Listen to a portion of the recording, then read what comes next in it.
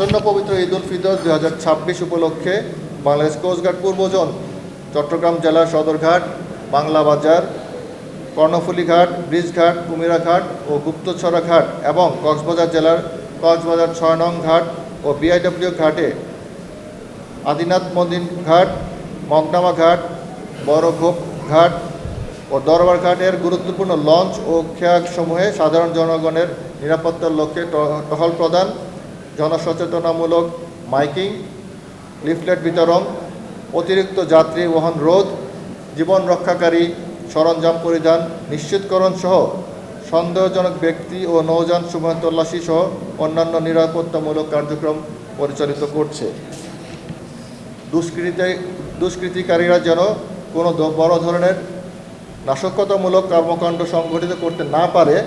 তার জন্য সদা তৎপর রয়েছে বাংলাদেশ কোস্টগার্ডের প্রতিটি সদস্য, যার মাধ্যমে যাত্রীদের নৌযাত্রা নিরাপদ থাকবে বলে আশা করা যায়। কোস্টগার্ড পূর্বজনের এই ধরনের নিরাপত্তামূলক কার্যক্রম ঈদ উল ফিতর পরবর্তী যাত্রী সাধারণের নিরাপদ গন্তব্যে পৌঁছানো পর্যন্ত অব্যাহত থাকবে।